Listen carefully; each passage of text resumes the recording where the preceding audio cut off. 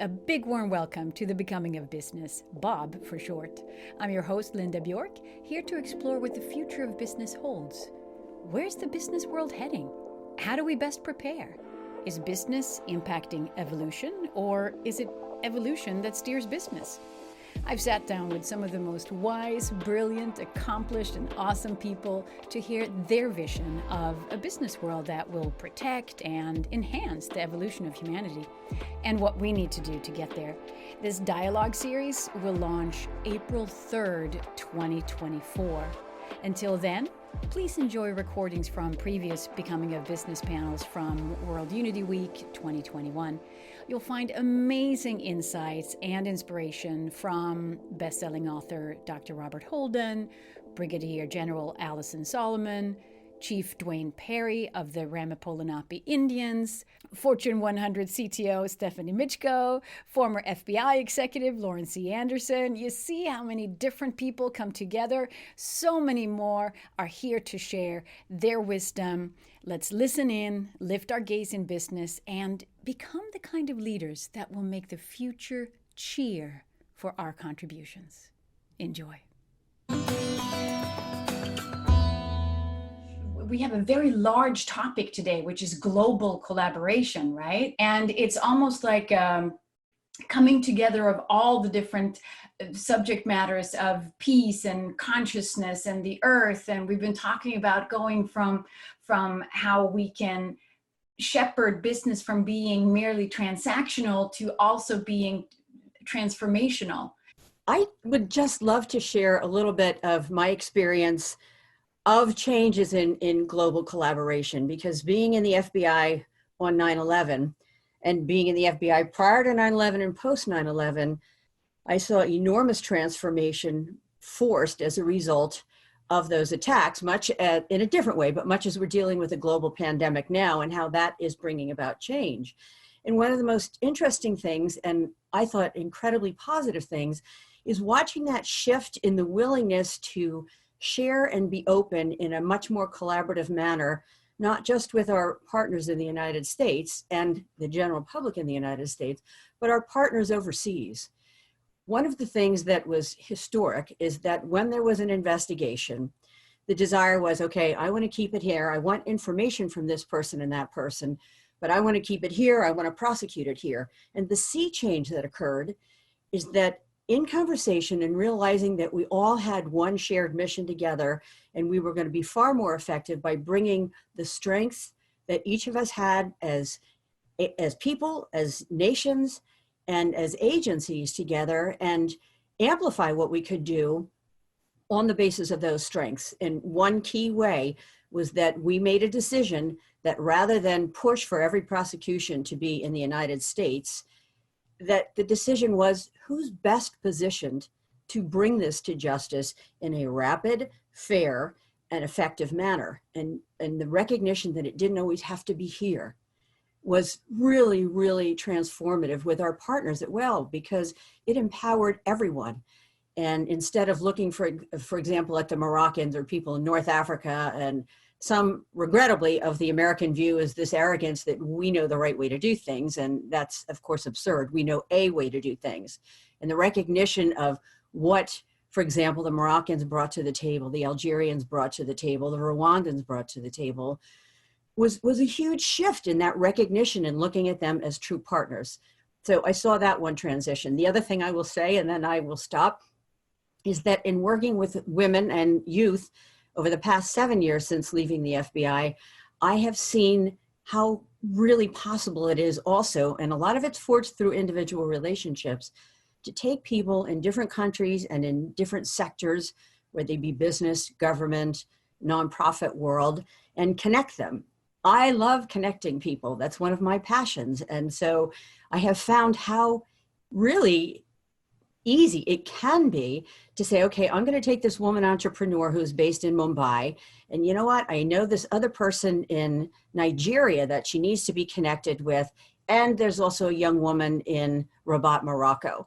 So let's get these people together and see how they can support one another and build their own businesses, because these are all women entrepreneurs, in a way that reflects well on society, but also allows them to build their business. And that is a key thing too, a recognition that we are part of a greater whole and we are one people, whether some people like it or not. And I have seen the power and the amplification of voices and the ability of these people to do good and for their businesses to grow at the same time with that sort of an approach. We bring this sort of element of goodwill, and that there is a transcendence beyond just the words of what we're talking about to bring people together. All of a sudden, what we're seeing is that we're really talking so much more deeply. In the last few years, we're no longer talking about ourselves as competitors. We're meeting on a regular basis to resolve our issues collectively. There's a collaboration that is taking place that is so heartwarming, to be really honest. I mean, we're facing some enormous challenges between COVID-19 and other things. There's a lot of challenges right now, but there's an element of positivity and hope that I haven't seen really ever before. It's only in the last few years that I'm starting to see this. And I am also seeing it with the element of youth that we're empowering and their community outreach. So working with 85 countries around the world and empowering youth to then make an impact on their communities and doing the kind of networking that you're talking about, Lauren. It's incredible what can be accomplished by just opening up to a broader conversation. You say the last couple of years, there's certain openness and collaborativeness that's happening. But something pretty miraculous for me these couple of last months is I feel it more than ever the last 4 or 5 months.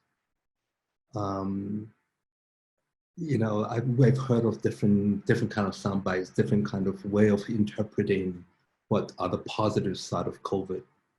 And I think one of them is really the humbling of humanity. I think the fact is I've seen the biggest people, the most confident people becoming a bit more modest. And I think that's why I also think Linda, is amazing that you're doing this, is because I really think this is an incredible time to do things, because there has not been a time like this. One word that comes back very often is the word giving, you know, and time over time, and I just went through a class yesterday where the word that really stood out the most was, how do we give? I think if brands and companies and communities and institutions can keep finding ways of giving. And one word that I've come across quite a bit now and focusing on it quite a lot is edge, the edge of.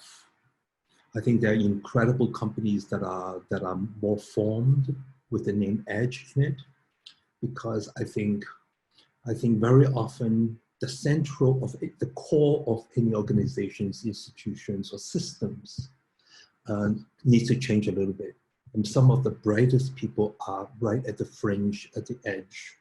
One thing I learned a lot from the West Coast, from my few years at Burning Man and trying to learn from the fringe, from the edge, is group flow.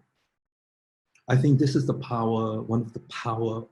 I couldn't understand what is group flow. The word flow is so much in the San Francisco language, lingo, you know. And when I heard more about group flow, I said, oh my God, this is harnessed energy. The word neighbors is also very big in my map. I think rather than talk about culture and countries and cities, we are neighbors. Thank you for bringing the word neighbor and neighborhood up to not only this table, but for the ongoing conversation of what's to become a business. We need to find language that works for everyone. I mean, on the global front, technology is kind of, I say, the substrate of everything. And some of you have spent time in organizations out in the West Coast. Sometimes technology gets a life of its own. It's tech for tech. I like to think of tech for good. and I'll say this because I'm a technologist, I think there's so much good to be done by putting the right technology in the hands of everyone so that we don't have this big divide. I mean, you can imagine the discrepancies of people who, you probably know some people who their kids came home and they didn't have enough computers in the house so they could all be online learning at the same time, or they didn't have the right type of connectivity, right? Or the right tools. So these are things, that those are the gaps from a global technological perspective that we all need to be conscious of, because we can create networks of people and we can create networks of ideas and networks of companies, but it's really how we do that and breaking down those barriers between geography, technology, economic barriers, so that people have the ability to actually bring their ideas to the table and be heard. Thank you so much, Stephanie. It's so important for us all to have the perspective of corporations, because there's so much power behind the infrastructure that you can bring to the collaborative aspect for the globe. Even in a neighborhood, if we're going to be a global neighborhood, I could feel how those words were kind of funny to put together, but also very delicious to put together, that it's a global neighborhood. Global collaboration, something that really, over the last 3 months with the transition that's happened, I can speak most recently about civil society. And civil society is not that different to global business in the sense that there's still a proprietary barrier to collaboration. And those barriers might be around my brand, my IP, my competitive advantage, and the barriers to collaboration. And then you have the will to collaborate. And what we've witnessed, and this is a great example of it right here in World Unity Week, is we've seen that the barriers have diminished and the will to collaborate has just grown exponentially. And so everyone we're talking to realizes the gravity of the situation, the seriousness of the scale of the challenge. Maybe COVID-19 was, in a sense, the icing on the cake of trouble. So many, systemic problems on the planet that we're well familiar with. But it's created a space where that will to collaborate is so strong that everyone is a yes. And even traditional organizations that have been in their own space and doing their own, kind of thing and operating in a parallel way have dropped that and said, let's do it together. And the realization that we can do something together that we just can't achieve on our own. And the other realization that the problems that we have collectively as a human family are far too big for anything, a business, organization, country, nation, people, race, or anything to solve. It really is going to take all of us coming together. So what we've seen with this unique collaboration of 100 global organizations, brands, and initiatives coming together for World Unity Week, I see as indicative, almost like a bit of a symbol for which way the wind is blowing. Now, the difference between civil society and business is that civil society doesn't typically generate any money. And so it's really business that's the fire. I have a candle here in front of me tonight here in Melbourne. And it's interesting, they say about fire that it's a wonderful servant and a terrible master. And it strikes me that it's exactly true of business as well. Business has been a wonderful servant for humanity, but it hasn't been a very kind master for us.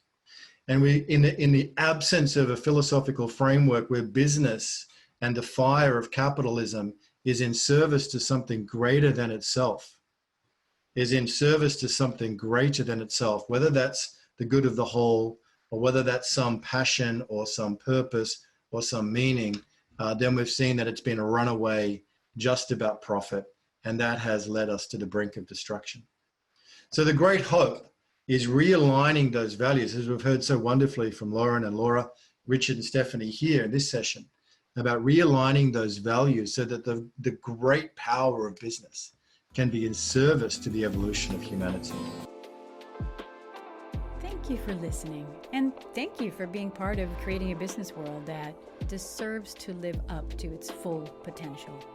Make sure to like, subscribe, put as favorite, mark your calendar, put a note on the fridge, whatever you need to do to remember to check back on April 3rd, 2024 to catch new episodes of Bob Dialogues airing on Wednesdays.